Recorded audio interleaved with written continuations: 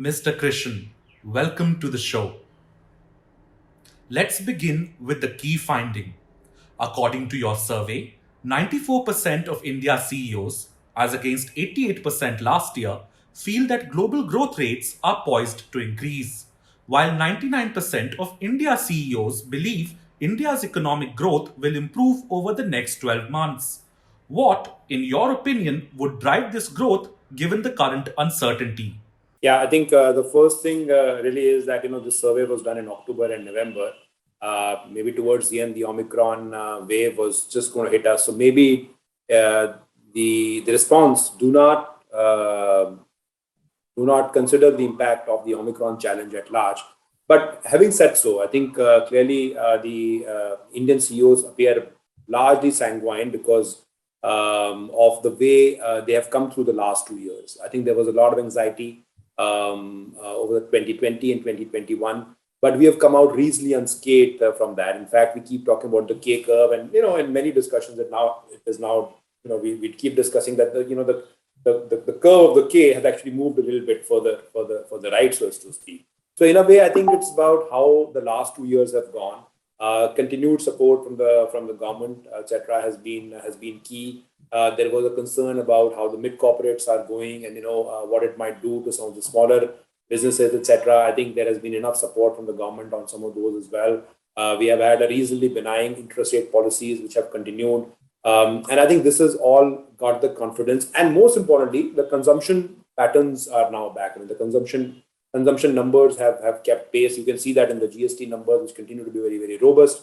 So in some ways, I think unless of course there have been lockdowns and others, I think the economy has continued to do well. And now, as we are almost nearing capacity utilization, there is this expectation that there will be a revival of the capital cycle.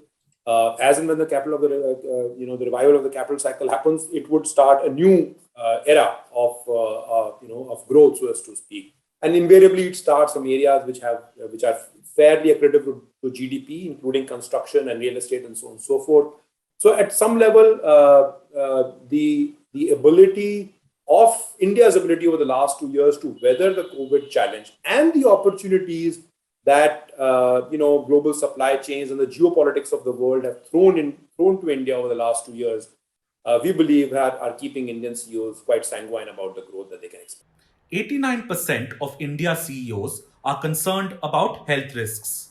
With that in mind, how will the new Omicron led waves in India and other countries of the world impact the economic recovery that had started, both at home and in the world at large? I would say that possibly most of them would look at this as a short-term blip because we obviously in 2021 we went through a very significant. The second wave was pretty significant, and it did impact businesses, and there were lockdowns, and people were just not available. We talk about supply side challenges. There was labor issues, and people were just not available. Forget the material side.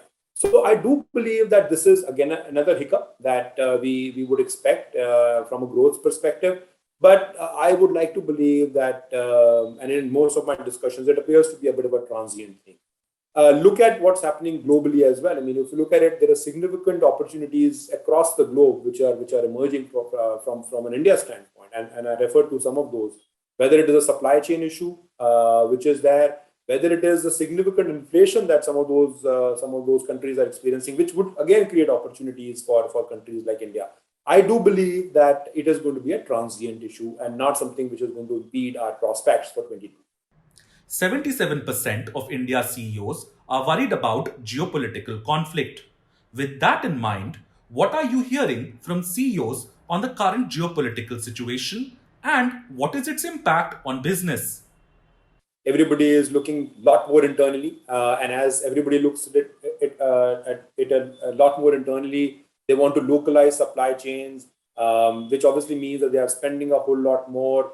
We have seen some of the inflationary trends that particularly some of the Western countries are experiencing, and also what that might mean for India. I mean, just imagine, if the interest rates were to start going up in the West, and there is a pullback of capital from India, it impacts the stock markets and impacts consumer sentiment. And when it impacts consumer sentiment, it possibly impacts consumption in India. I mean, that's one way to look at it. And the consumption that we were talking about possibly starts getting a little bit muted and hence starts impacting Indian growth. That's one way to look at it. The other way, obviously, to look at it is that obviously some of the geopolitics, particularly, if I may say so, the economics of the world getting aligned under two broad blocks could create opportunities for India to be able to fulfill the supply chain requirements of, let's say a particular segment. And that could create significant opportunities considering the incentivization that the government of India is doing, particularly on the manufacturing side of things. And when I say this, it is not just the manufacturing side. We continue to remain quite robust on the services side. We've seen that in all our technology and our services companies. So supplemented with the growth that we have already experiencing on the services side, if the manufacturing side can actually aid to it, that would be an opportunity. So those are the two sides of the coin. I suppose, if I were to answer your question, I think while there is a risk on the first, there is a huge opportunity on the latter. As has become the common wisdom thanks to the experience of the past 2 years, whether or not CEOs across India are justified in their optimism will be decided by the severity of the ongoing Omicron-led wave and our success or failure in preventing another round of strict lockdowns and curfews. If you like this video, share it and subscribe to Business Standard. For more news, views and insights, log on to www.business-standard.com. Do also follow us on YouTube, Twitter, Facebook, Instagram, Telegram and LinkedIn.